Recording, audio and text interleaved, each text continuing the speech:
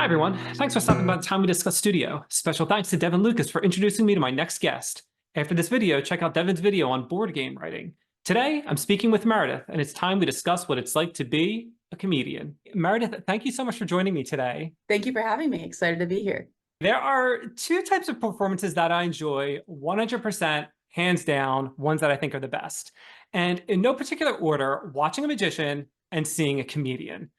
Now, when I was in college, almost every Friday night, they'd bring in a comedian. And in my opinion, this was the perfect way to start the weekend. Usually Friday nights, 7 o'clock, comedian for 2 hours, and then the weekend would go into full swing. Most of what I know about the performance of comedians comes from these shows. When it comes to the formula of the jokes and the creation of the jokes themselves, my first thought involves the TV show Seinfeld. Mm-hmm. Now, I'm pretty sure that you don't have friends in your apartment 24/7 asking to borrow double crunch, while you're trying to perfect the perfect punchline. But I could be wrong. I could be wrong. So, Meredith, tell me, what's a typical day or a typical week like for you as a stand-up comedian? I love this. I actually think the Seinfeld comparison is more accurate than you might be thinking. And that is just me being very lucky. I feel like I live in a neighborhood in Brooklyn that's kind of like a college campus for comics. And I do kind of have friends barging into my apartment asking for my time and energy. No, but I would say for bigger context, I'm not a working comic. Like my income is, I have a day job, so I'm not exactly get to be the Seinfeld level where I can spend all day writing jokes and have a guaranteed spot every night, whatever club I go into. I would say the ecosystem for comedy in New York right now is huge. Like market is saturated. It's really, really fun, but it's also um, largely unpaid for until you really make it to a certain level. So, I mean, I said the college campus thing. If you think about it in school terms, I honestly would call myself like a sophomore in comedy right now, where I'm pretty regularly booked and I have my wits about me, but I can also see how much further I have to go. So let me interrupt and hang on that for a second. So regularly booked, do they have shows 7 days a week, or is it more of like Friday and Saturday and that's it? What's that typically like in your world?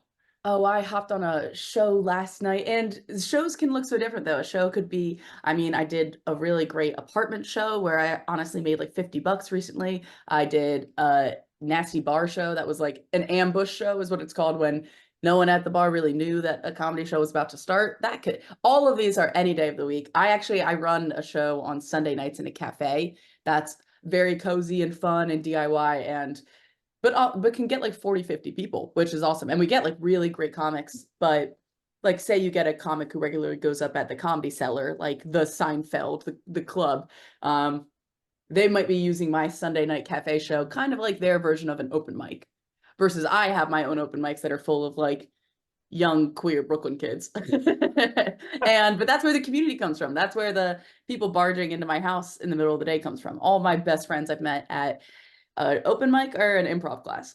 Everyone that I'm with every day is pursuing the exact same thing, whether they want to be a writer or do sketch, or they want to be a working comic and they don't want to be famous, but they want to be able to tour. Like everyone has, or they're doing comedy as a means to an end to get into a writer's room in LA. Everyone right now in my friend group, they do open mics, they produce their own shows, they try to get booked on other people's shows, or there are people doing like more of the club circuit and like hanging out in Manhattan and trying to get regular club spots. There's so many different avenues. It's nothing like I talked to my parents about it and they're like, you got to get on Johnny Carson. And I like knock their cane out of the way. No, I'm like, it's not the same just pipeline of like, oh, you get a late night spot and then you have representation and then you're set. It's there's so many different things. Some people are becoming famous comics without ever doing an open mic. They just are good at TikTok, you know? And if that works for me. Let me ask you this. So I was speaking with Joe Holiday. He's a magician out of Atlantic City. I was speaking with him a couple weeks ago. Cool. His show, at the time of this recording, his show is not aired yet. It actually airs in a couple weeks. But when I was speaking with him, he was talking about this other magician, and this magician's name eludes me. He learned his craft by watching people online. So my question for you, how important is the online component as a comedian? How does that all tie into the live performances? Oh man, I think I could talk about this for hours. I could really be on a soapbox, and I think I have an interesting perspective on it as someone who has had moments of, or just like an overall moderate online success. I'm someone who, you know, found my footing on Twitter, and that was during the pandemic. And so when I really started getting into comedy, like real live stand-up. And I say real, I'm sorry if that's like degrading to people who do online comedy, but as someone who does both, I mean it. I had to unlearn a lot of things about like online habits. I think one of the Can you simplest give me ways an example of that? I think one of the simplest ways to put it is like the most viral tweet will at best make you like snort out of your nose, or it's amusing, or it's something clever, but it's not going to make you laugh from your gut. And real stand up is a conversation, it's a certain presence, it's pointing out something true, and it takes a secret sauce that you can't really generate online. And I think that online you have a lot of perks of like I've had many viral TikTok, and I say that casually because it's not like I'm getting like recognized on the street. I just kind of know the formula and I've dabbled in it. And you get so many advantages of being able to cut off at the you know, at the funniest part, and then you don't have to like sit in it or learn how to flesh anything out. And also a lot of things that work on TikTok, I think, or online are all premises. And that what you actually learn as a stand-up is how to do some follow through and actually spike that ball down. And also what works with the algorithm is like inspiring shock and inspiring people to comment and have a conversation in the comment section. That really helps your video go viral. But you're not learning there how to be the one guiding the conversation and actually controlling it on stage. I feel like I'm getting lofty with it. Basically, I think that I learned a lot from online. And also, if you are I think if you are a like online creator first and you transition to stand up, you don't know what you don't know. You're actually bombing, but you'll never know because you already have fans. And it's going to be a lot harder to learn the lessons of stand up if you start online. If you're a real stand up and you're trying to get noticed and you kind of dumb yourself down to get viral online, play the game, do what you got to do. I honestly think I'm doing that more. But I think, yeah, the real stand up to online direction, do what you got to do. If you're going online and trying to be a stand up, humble yourself. Go to open mics with other stand ups. Don't just start doing sold out stadiums when you don't actually know how to do stand up. Ha ha ha. Now I'm sounding pretentious, but I don't care. How important is it to be in like a major city like New York, like Brooklyn, LA, maybe Philadelphia even? Like how important is it for someone to be in a large environment that has, or there's still these types of opportunities in smaller cities? What's that like? Do you have any idea? I do. And I think my gut instinct is to say it's everything, but that's because it's my experience. I also know I'm someone where I first discovered stand up in New York. And I have a lot of friends who came up in like Dallas or DC or other smaller comedy scenes. And I think the community that they had there was invaluable. But at the same time, when they moved to New York, it feels like I think it can be a very painfully to suddenly be in such a big pond competing against so many fish that you know you're better than, but you still have to scrape through. At the same time, like it's a little bit easier to get noticed if you're the big fish in your small pond. But I've talked to other comics who start in other cities, and they're like, the comics who start in New York, it's just a pressure cooker from day one. So you really can't afford to be bad for that long. Like if you want to make it, you have to get good kind of quick, which I find to be grateful. But personally, I compare coming up in the Brooklyn scene to my Dallas or my Boston, or like my Brooklyn is my small town that I'm getting started. Calling Boston a small town, whatever. I think of that as like I started there, and then like I could go into Manhattan where I host a show and people still won't know who I am because it's a really it's a big there's a lot of people trying to be stand-ups right now. There's so many people. And yeah, you move one avenue over and suddenly no one knows your name, which can be disheartening, but also really exciting. I'm going to circle back to open mics in a second. One thing you said, you talked about bombing, made me think of this. Have to ask this. Have you had the opportunity? Have you had the opportunity to get heckled yet? Oh my God. Today? It's another Tuesday. Exactly. I mean, I obviously haven't bombed. I performed in front of audiences that don't know what a joke is, but I've never bombed. I think have the opportunity to get heckled. Definitely. I think like I had one really pivotal show. I mean, here's the thing. Unfortunately, with the trend, the virality of crowd work clips, I think that's really sent a message to audiences that stand-up shows are their time to shine, and that stand-up shows are more of a back and forth. It's funny because I say on my pedestal, I'm like, oh, stand-up is a conversation. Yeah, where one person speaks. I also am someone who is very prone to going off script, and I like connecting with people. And sometimes I get started having like a conversation with someone in the audience and I don't know how to get out of it. That's not the same thing as getting heckled. I think one of my worst moments, this is barely a heckle, is I said a joke once. This was like a year in, and I was performing for too big a crowd. It was a real eye-opening moment of I need to buckle down and not just do stand up in front of my friends who already support me. I need to start getting in front of rooms of people who hate me and learn how to make them laugh. And I had this haunting show and I told a joke, silence, except for one guy who goes, "What?" I'm like, remembering, I like cried in the bathroom. It was awesome. It's more just about being disrespected and someone kind of taking the spotlight. But Okay. Is it hard, yeah. especially in the beginning when you first started to experience that? Is it hard to rebound from that? Like that the first, Oh, or is it just that it yeah, happens kind of gradually that you just you're it's easier to roll with it? What's the, and obviously it's going to be different from person to person, but what was that like the totally. first in the beginning? Oh, it's completely disarming. But I mean, I had a few instances like that that made me realize that my skill set is being off the cuff and being quick, which is like, it's shocking that it took me so long to figure it out because that's kind of what I was always.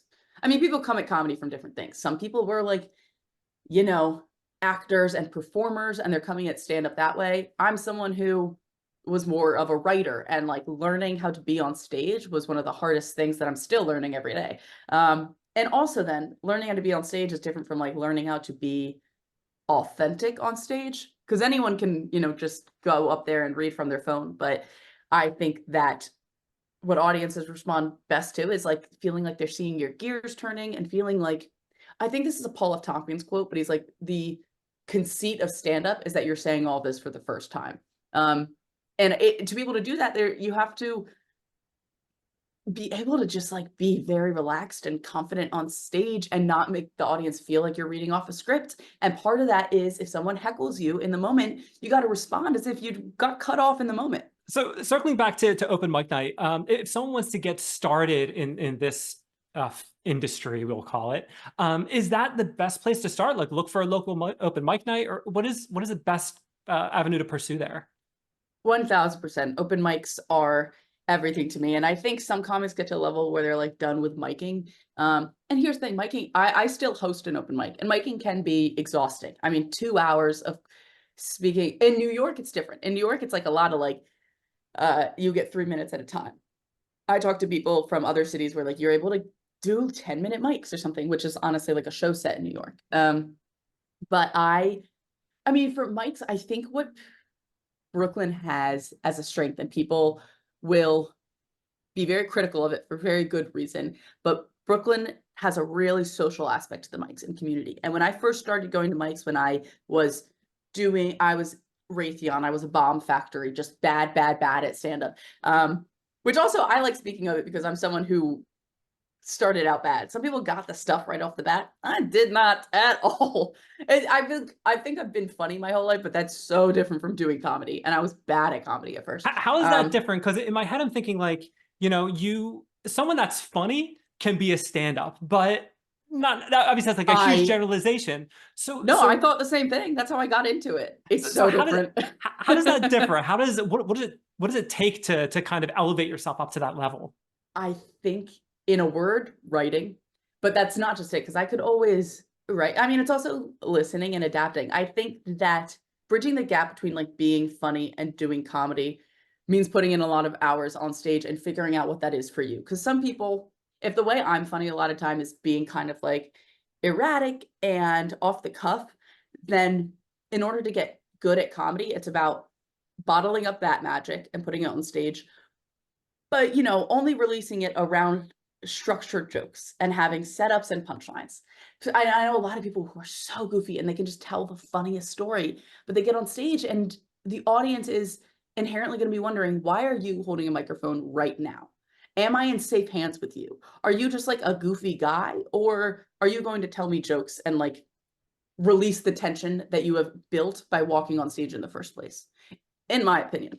Again, I'm getting lofty with everything. That's from what I've seen. And that's the other thing I think that is so good about mics is that sometimes open mics can feel like auditions for friendship and for community, but sometimes it's like, I know everyone here, this is a true workshop. I'll say something and then I'll be on stage and I'll be like, does this have legs? And one of my best friends will be like, not really. And I'll be like, okay, well, you want me dead in the ground. You want me dead in the dirt. No, I'll be like, good to know. That's why I tried it on stage. And the more mics you do, the more all of that dilutes. It sounds like anyone can do stand up. I don't want it to mean like anyone could do it. It's more like there's no special background, no special education. Even if you have a background as a stage actor, that might be beneficial, but it might not be. It doesn't seem like there's really anything that's necessary to pursue this line of work. Would you agree with that, or not necessarily?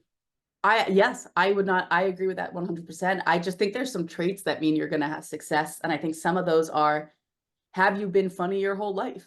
And for some people, it's like, I mean, one of my best friends was someone who was super shy her whole life.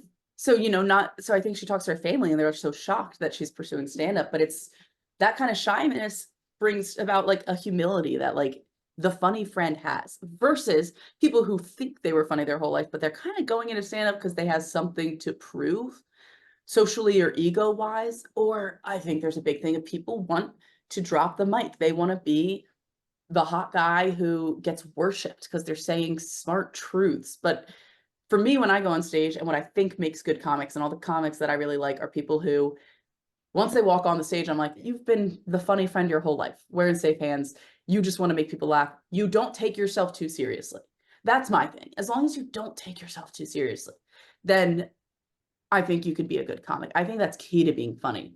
People who want to be worshipped, I'm like, I'm checked out during their jokes. They could say the smartest thing, and I'll be like, that was really clever. That was really well written. Didn't make me laugh.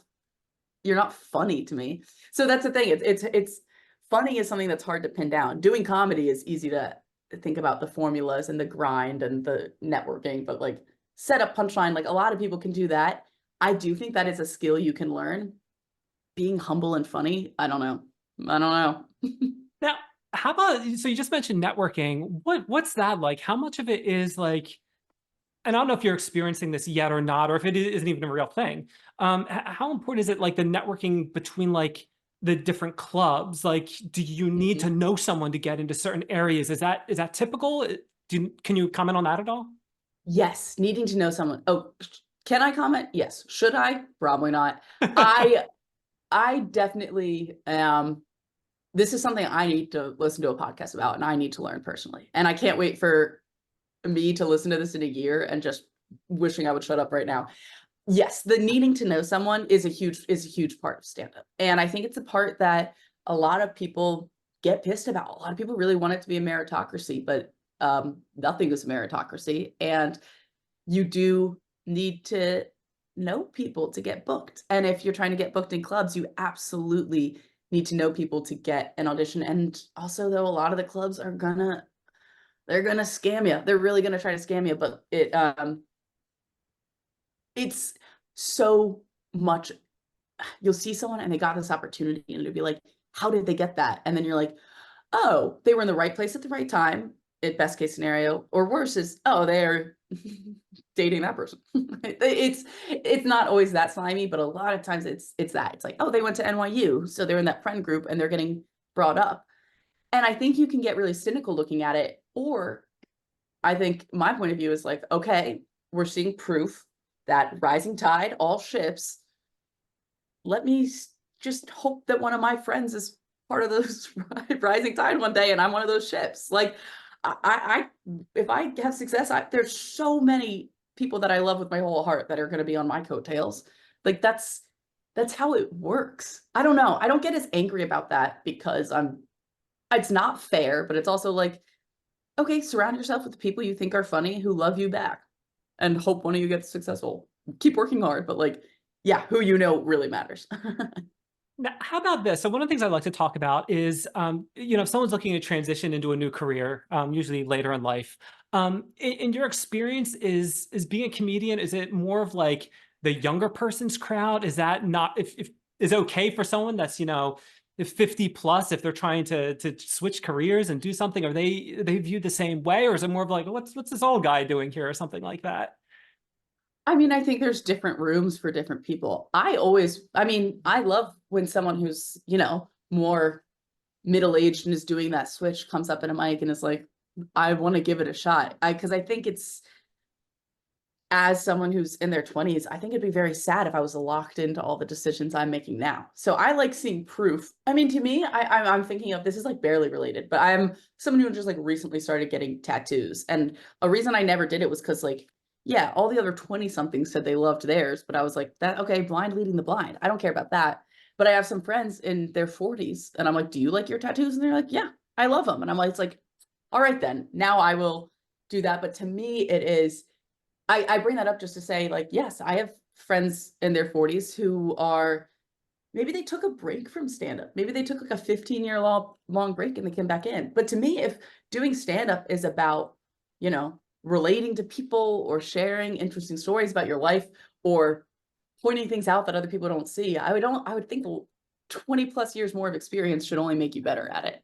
And I could imagine if I were 20 years older than myself, it would be painful to see all the young people getting like the opportunities, but it depends what your goal is. If you're good at it and you meet the right people and your goal is just to do stand up, jump in.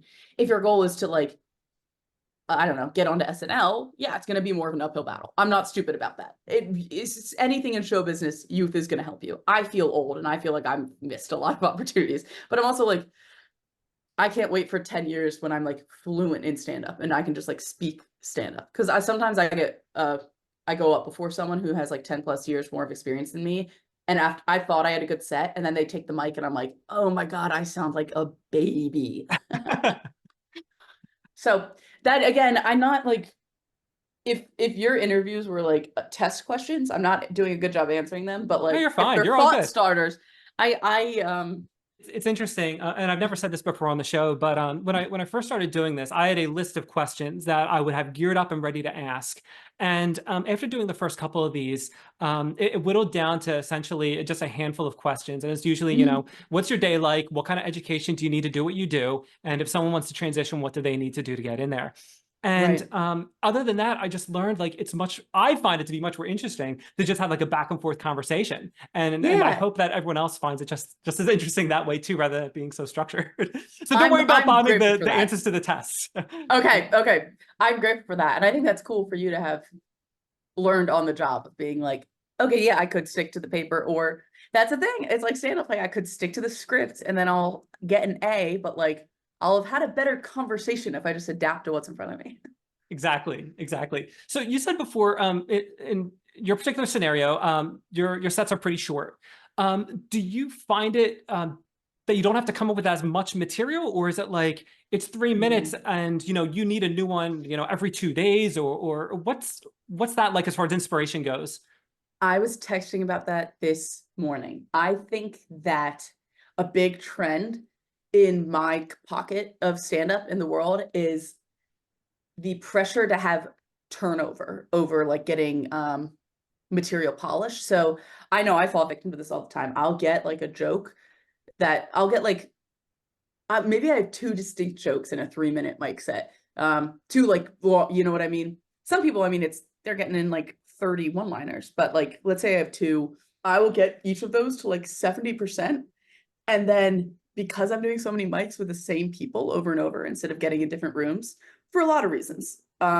Convenience, I like seeing my friends, fear of having to start over in different spaces.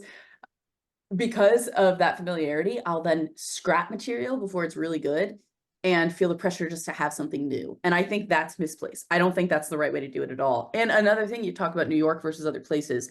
I think that's a very like New York brained way of going about it. And other places, you get to like just get your reps in. People use a lot of like gym metaphors because it is it's doing mics and stuff. It's a lot about muscles and stuff. And there's sometimes you do a mic and I'm like, this is not for me to try anything new. This is just maintenance. This is just getting a rep in. I just need to say something on stage.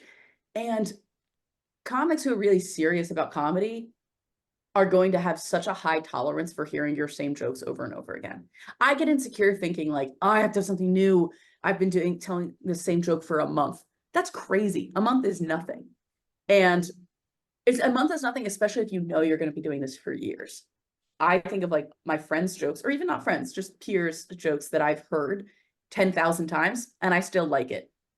And I care because I care about comedy very deeply. So I have to like remember that other people are feeling the same way. Because if I tell the same joke over and over again, they're like, cool, I love that joke, whatever, you know? I know exactly what you're saying. Oh, I am running a little short on time. So one right. last thing I do want to mention, typically when I have a guest on the show here, I do like to give them an opportunity to plug a cause or a project which they believe in or a business or something like that. So Meredith, if there's like something that you'd like to share, just take like a minute or two and tell us about it. I do host an open mic and a show in the Lower East Side. So if you're based in New York and you listen to this because you're looking to get into stand up, come to Off Menu Comedy at Black Cat LES 7:30 on Sundays.